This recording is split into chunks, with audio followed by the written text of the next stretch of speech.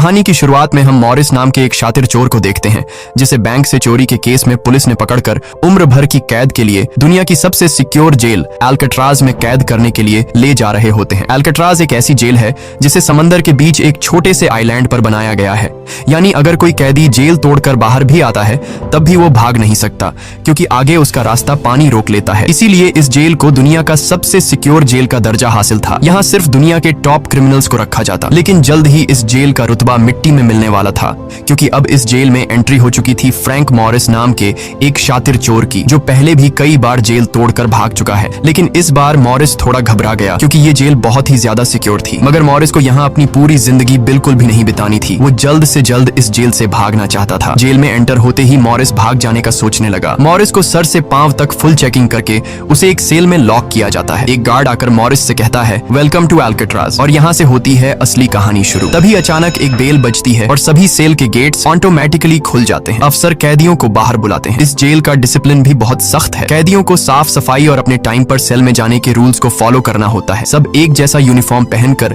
Line में breakfast खाने आ जाते हैं। मॉरिस के सामने लिटमस नाम का एक कैदी होता है। मॉरिस पूछता है कि मुझे तो कांटा ही नहीं मिला, अब मैं नूडल्स कैसे खाऊंगा? लिटमस उसे कहता है, अबे ये तेरा घर नहीं है, जो तुझे मिला है उसे चुपचाप खा ले। तभी वुल्फ नाम का एक खतरनाक कैदी मॉरिस को चिढ़ाने लग जाता है। वुल्फ से जेल में हर एक कैदी तंग था। वो यहाँ हर एक कैदी पर अपनी मनमानी चलाता था और उस पर बलात्कार के ढेर सारे केस भी हैं। इस जेल में एक से बढ़कर एक खतरनाक कैदी रखे जाते हैं। यहाँ लिटमस मॉरिस से थोड़ा खाना मांगता है और इस दौरान मॉरिस उसे अपनी प्लेट दे देता है। जब मॉरिस टेबल के नीचे से देखता है तो उसे पता चलता है कि लिटमस खुद खाना नहीं खा रहा बल्कि वो चूहे को दे रहा है। रात को एक गार्ड मॉरिस को वार्डन के पास लेके जाता है। जब मॉरिस वार्डन के ऑफिस में पहुंचता है तो वार्डन मॉरिस से कहता है कि मैं जानता हूं कि तुम बहुत ही शार्प माइंड हो और बहुत इंटेलिजेंट भी हो, लेकिन वो सब यहाँ किस काम का, क्योंकि तुम्हारे जैसे यहाँ कितने आए और गए पर यहाँ से कोई बच नहीं पाया। यहाँ कैदी बहुत ही स्ट्रिक्ट रूल्स फॉलो करते हैं। 2 महीने में एक बार ही कोई तुमसे मिलने आ सकता है और वो भी तब अगर मेरा मूड अच्छा हो। वार्डन बहुत ही सख्त इंसान है जो जरा सी गलती पर भी कैदियों को बहुत ही स्ट्रिक्ट पनिशमेंट देता है। वार्डन कहता है, यहाँ से भागने का सोचना भी मत, नहीं तो तुम्हारे टुकड़े टुकड़े कर दिए जाएंगे। जिस पर मॉरिस जवाब देता है, नहीं सर, आपके होते हुए यहाँ से कौन भागने का सोच सकता है। लेकिन असल में पहले दिन से ही मॉरिस के दिमाग में यहाँ से भागने की प्लानिंग शुरू हो चुकी थी। इस दौरान मॉरिस मौका देखते ही वार्डन का नेल कटर चुरा लेता है, जो वैसे तो बहुत ही छोटी सी चीज थी, पर मॉरिस को पता था कि अल्काट्राज जैसे जेल में इस छोटे से नेल कटर से भी बहुत बड़ा काम लिया जा सकता है। मॉरिस वापस सेल में आते ही इस नेल कटर को बाइबल में छुपा देता है। अगले दिन बाथरूम में वुल्फ फिर मॉरिस को परेशान करने लगता है, पर इस बार मॉरिस उसे छोड़ने वाला नहीं था। अब मॉरिस अपना असली रूप दिखाता है और उसे पकड़कर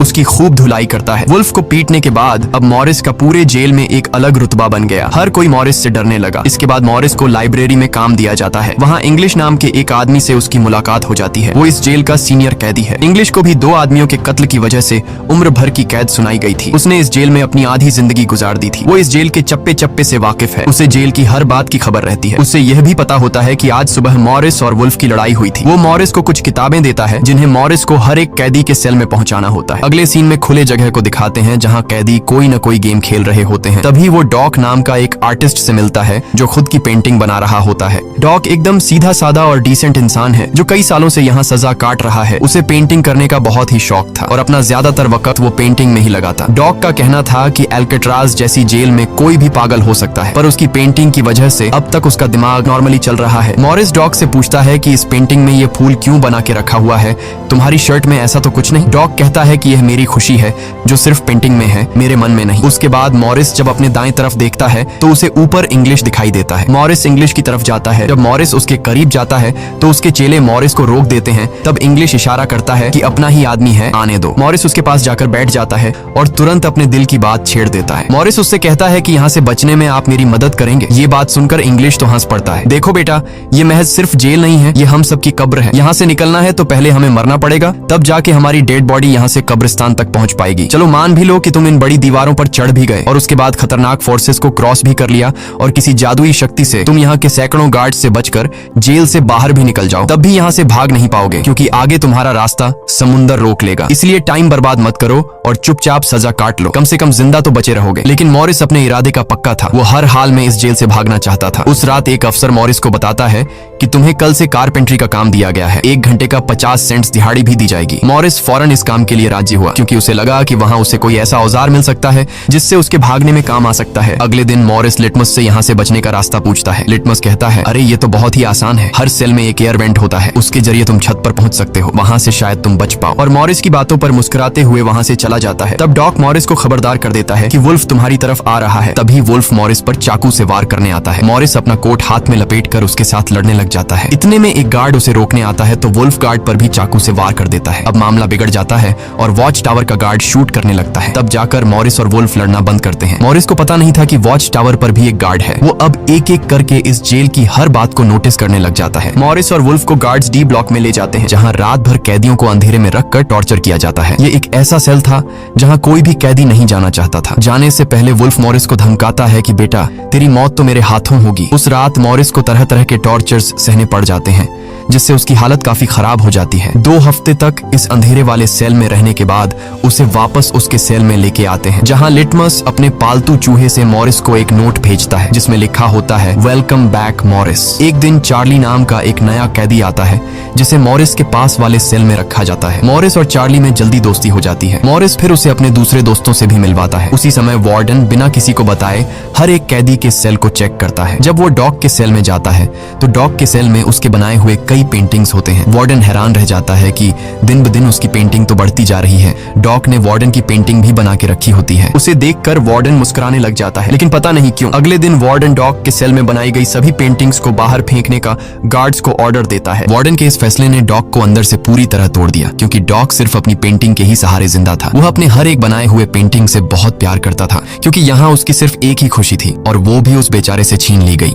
मॉरिस उसे समझाता है कि कोई बात नहीं, वो सिर्फ पेंटिंग ही तो थी, तुम और भी बना सकते हो। लेकिन डॉग इस सदमे से बाहर नहीं आ पा रहा था। अगले दिन उसे देखकर मॉरिस गार्ड से कहता है कि प्लीज डॉग पर नजर रखिए, वो बहुत ही परेशान दिख रहा है, कहीं वो खुद को नुकसान न पहुंचा ले। फिर गार्ड मॉरिस को कहता है तुम अपने काम से काम रखो। डॉग को भी मॉरिस के साथ कारपेंटर का काम दिया जाता है। तभी डॉग छुपकर मॉरिस की जेब में कुछ रख देता है। उसके बाद वो एक गार्ड को बुलाता है और कारपेंटरी के लिए दी गई कुल्हाड़ी से अपनी 3 उंगलियां काट लेता है और कहता है कि जिन उंगलियों से मैं पेंट नहीं कर सकता उनकी मुझे जरूरत नहीं है। यह कहकर वो चिल्लाने लग जाता है। तब गार्ड उसे पकड़ कर ले जाते हैं। मॉरिस देखता है कि डॉग ने उसके कोट में वही फूल डाल दिया है जिससे उसने अपनी पेंटिंग बनाई थी। शायद वो मॉरिस को बताना चाहता है कि इन लोगों ने मेरी खुशी मुझसे छीन ली। मॉरिस डॉग की कटी हुई उंगलियां उठाकर एक डिब्बे में डालता है और गार्ड को देखकर कहता है कि जाओ अपने वार्डन को दे दो, वो इसे देखकर बहुत खुश होगा। अगले दिन मॉरिस अपने सेल में बैठा होता है। तभी वो देखता है कि एक कॉकरोच एयर वेंट के अंदर जा रहा है, जिससे उसे अंदाजा हो जाता है कि यहाँ से बाहर जाने का कोई रास्ता जरूर होगा। इतने में इंग्लिश आकर बताता है कि डॉग ने खुद की उंगलियां इसलिए काटी क्योंकि उसे पेंटिंग करने की परमिशन रद्द कर दी गई थी, इसीलिए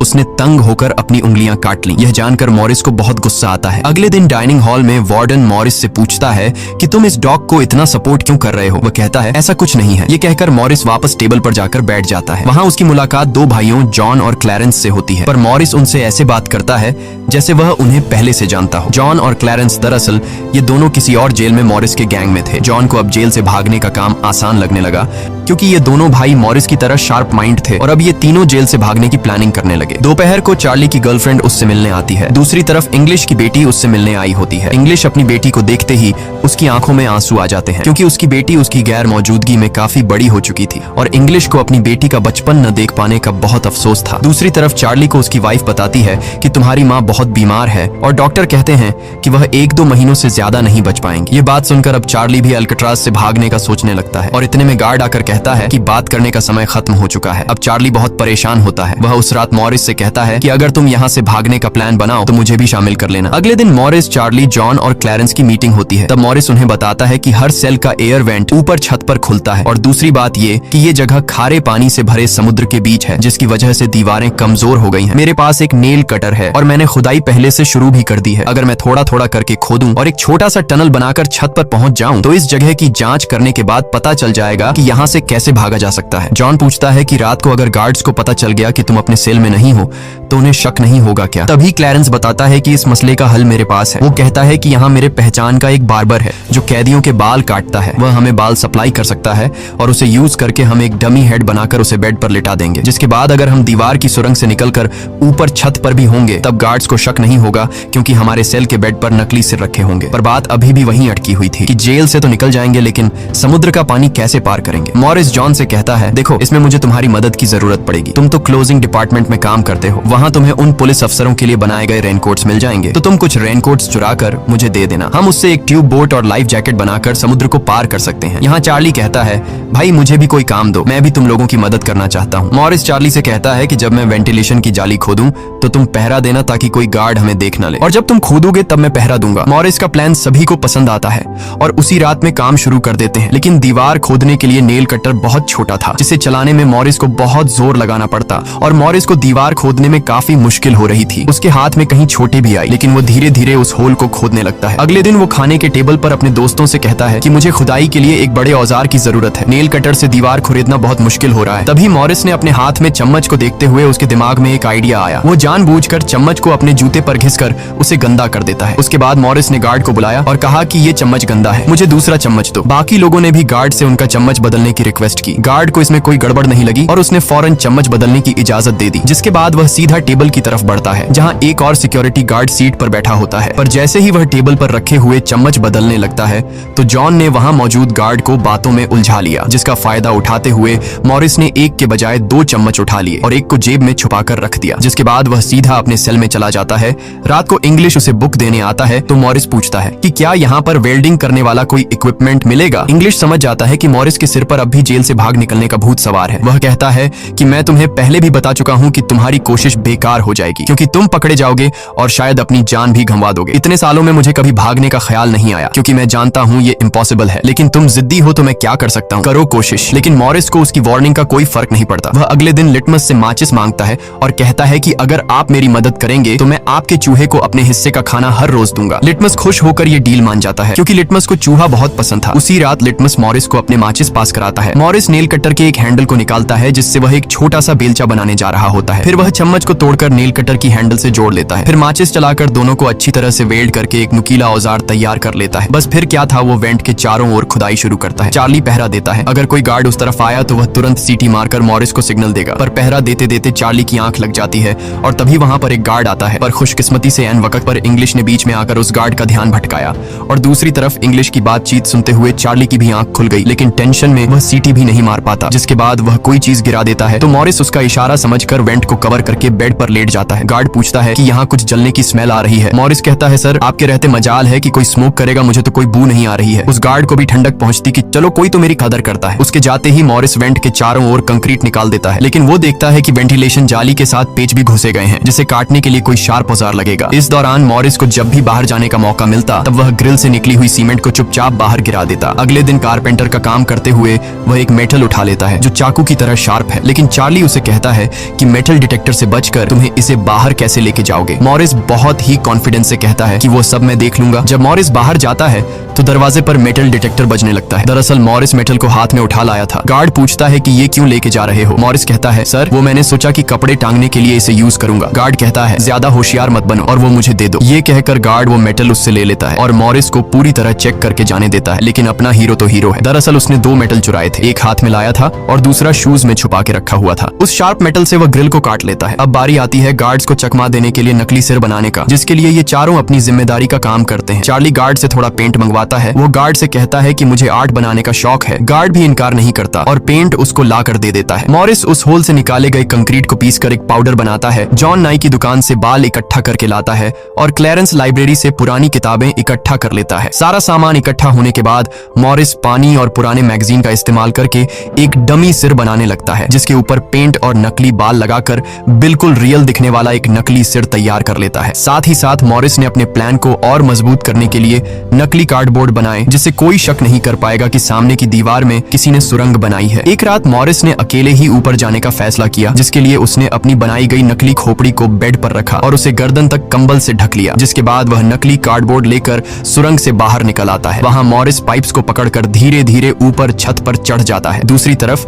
चार्ली बाहर पहरा दे रहा होता है। छत पर पहुंचने के बाद मॉरिस देखता है कि वहां ऊपर एक लोहे का ग्रिल है, जिस तक वह कूद कर भी नहीं पहुंच पाता। इसी बीच एक गार्ड आता है और चार्ली से पूछता है कि इतनी देर रात तक तुम पेंट क्यों कर रहे हो और तुम्हारा दोस्त मॉरिस आज इतनी जल्दी क्यों सो गया। चार्ली कहता है कि जी सर, आज मॉरिस कारपेंटरी का काम करते हुए थक गया था, इसलिए वह जल्दी सो गया। तभी अचानक गार्ड के हाथ से उसकी लाठी नीचे गिर जाती है। उसे उठाते हुए वो देखता है कि मॉरिस के बाल बहुत अजीब दिख रहे हैं। अब चार्ली डर के मारे कांपने लगता है कि आज तो काम से गए। गार्ड मॉरिस के सेल के अंदर हाथ घुसाकर उसके बाल टच करता है तो मॉरिस पूछता है, क्या हुआ सर, मेरे बाल इतने खूबसूरत हैं क्या? लकीली एन वक्त पर मॉरिस नीचे आकर वहां लेट गया था। अगले दिन मॉरिस अपने साथियों को बताता है कि छत पर एक रास्ता है, लेकिन उसे एक ग्रिल से बांध के रखा हुआ है और वह ग्रिल बहुत ऊंचाई पर है। मुझे एक और साथी की मदद चाहिए। तब जॉन कहता है कि मैंने अपना वेंट पूरी तरह खोद दिया है, आज रात मैं भी वहां पहुंच जाऊंगा, दोनों मिलकर ग्रिल को खोलेंगे। उसी रात मॉरिस और जॉन अपने वेंट्स के जरिए छत पर पहुंच जाते हैं। जॉन मॉरिस को उठाता है और मॉरिस ग्रिल को पकड़ लेता है। जॉन देखता है कि यह लोहे का ग्रिल बहुत ही मजबूत है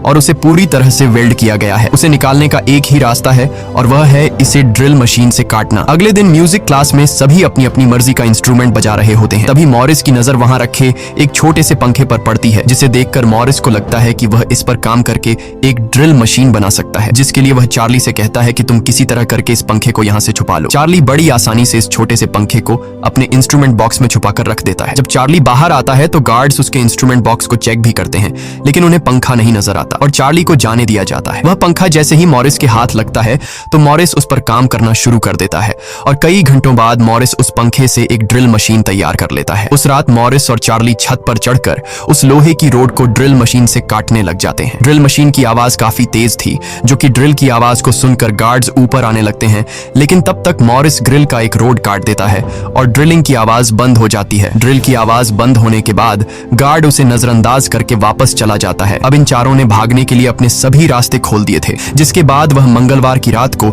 दुनिया की सबसे सिक्योर जेल अल्काट्राज से भागने वाले थे, जिससे आज तक कोई भी नहीं भाग पाया था। अगले दिन फिर उनकी मीटिंग होती है और वह भी मूवी हॉल में, जहां सब मूवी देख रहे होते हैं। मूवी की आवाज के बीच मॉरिस जॉन और क्लैरेंस से पूछता है कि क्या तुम्हारा वेंट तैयार हुआ है और उन रेनकोट्स का क्या हुआ जिससे हम ट्यूब बोट्स और लाइफ जैकेट्स बनाने वाले थे। वह बताते हैं कि सब तैयार है, हमारा डमी सिर भी एकदम रेडी है, बस बच निकलने की देरी है। अगली सुबह नाश्ते के दौरान मॉरिस ने डॉग के दिए हुए फूल को टेबल पर रखा। वार्डन ने जब इस फूल को देखा तो वार्डर उनकी टेबल पर आकर वहां रखे हुए फूल को मसल देता है। ये देखकर लिटमस को बहुत गुस्सा आता है, क्योंकि ये फूल डॉग का फेवरेट था और डॉग मर चुका था। लिटमस तो गुस्से में उस पर हमला करता है कि एक तो तुमने डॉग को मार दिया और दूसरी तरफ तुम उसकी दी गई एक छोटी सी निशानी को भी नहीं छोड़ रहे हो। लेकिन जैसे ही वह वार्डन पर हमला करता है, उसे अचानक हार्ट अटैक आ जाता है और वह नीचे गिर पड़ता है। मॉरिस को वार्डन पर बहुत गुस्सा आता है और चारों उसी रात बच निकलने का फैसला करते हैं। मॉरिस आधी रात का इंतजार कर रहा होता है ताकि गार्ड्स का पहरा जरा कमजोर हो जाए तो हम आसानी से बच निकल पाएंगे। तभी मॉरिस के सेल में इंग्लिश उसे कुछ बुक्स देता है तो मॉरिस कहता है कि आखिरी बार तुमसे हाथ मिलाना चाहता हूँ। इंग्लिश समझ जाता है कि मॉरिस ने यहाँ से बचने का पक्का प्लान बना लिया है। वह चुपचाप यहाँ से चला जाता है, लेकिन फिर जो होता है वह मॉरिस ने बिल्कुल भी नहीं सोचा था। वार्डन अचानक उसके सेल को चेक करने आता है, जैसे वार्डन को किसी ने उसके प्लान के बारे में बता दिया हो। मॉरिस बहुत ज्यादा घबरा जाता है, क्योंकि इतने महीनों की मेहनत के बाद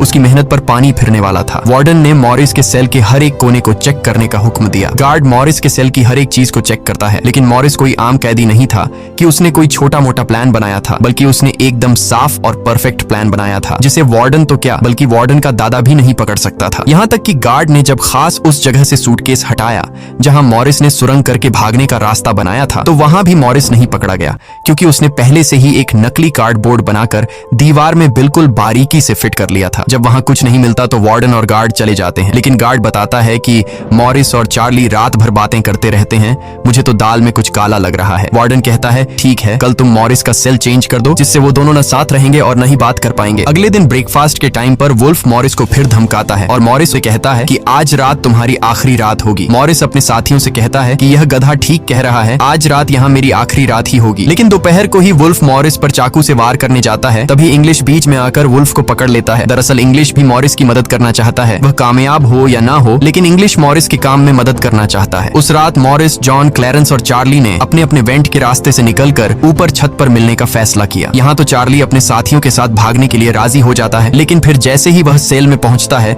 तो उसे घबराहट होने लगती है। सेल में अकेला बैठकर उसने प्लान में शामिल ना होने का फैसला किया और उसके बाकी तीन साथी अपने अपने वेंट के रास्ते से निकलकर ऊपर छत तक पहुंच जाते हैं। वह तीनों काफी देर तक चार्ली का इंतजार करते हैं, लेकिन काफी टाइम गुजरने के बाद जब उन्हें लगता है कि चार्ली नहीं आएगा तो वह चार्ली को छोड़कर निकलने का फैसला कर लेते हैं। वह तीनों अपने प्लान के मुताबिक आगे बढ़ने लगे, लेकिन इधर चार्ली की आंखों के सामने उसकी आजादी का सपना दूर होता जा रहा था।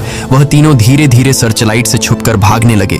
इस तरह से वह छुप छुप कर बिल्डिंग के एंड पर पहुंच जाते हैं। तभी सेल में बैठे चार्ली के दिल में जोश आता है और वह भी भागने का इरादा कर लेता है। वह अपने वेंट के रास्ते से निकलकर ऊपर छत तक पहुंच जाता है, लेकिन अब बहुत देर हो चुकी थी क्योंकि वह अकेला वहां ऊपर के उस दरवाजे तक नहीं पहुंच पा रहा था। यानी उसने अपनी आजादी का मौका डर की वजह से गंवा दिया। दूसरी तरफ वह तीनों छत पर पाइप से लटक कर नीचे जमीन पर आ जाते हैं और टावर में बैठे सिक्योरिटी गार्ड की नजरों से बचते हुए जेल की आखिरी दीवार तक पहुंच जाते हैं और फिर वह तीनों बारी बारी उस फेंस की दीवार पर चढ़कर जेल से बाहर निकल आते हैं। अब वह तीनों तेजी से दौड़ते हुए समंदर के किनारे आ गए। फिर वह तीनों रेनकोट को निकालकर उसमें मुंह के जरिए हवा भरने लग जाते हैं। मुंह से भरने में उन्हें काफी टाइम लग रहा था, लेकिन इसके अलावा उनके पास कोई दूसरा रास्ता नहीं था। इसीलिए वह तीनों अपनी पूरी जान लगाकर जैसे तैसे करके रेनकोट से बनी ट्यूब बोट को आखिरकार फुला देते हैं और बोट को पानी में डाल देते हैं। इस तरह से यह तीनों अल्काट्राज के रुतबे को मट्टी में मिलाते हुए भाग जाते हैं। अगली सुबह एक गार्ड हर सेल को चेक कर रहा होता है। शुरुआत में गार्ड को सब कुछ नॉर्मल दिखाई देता है,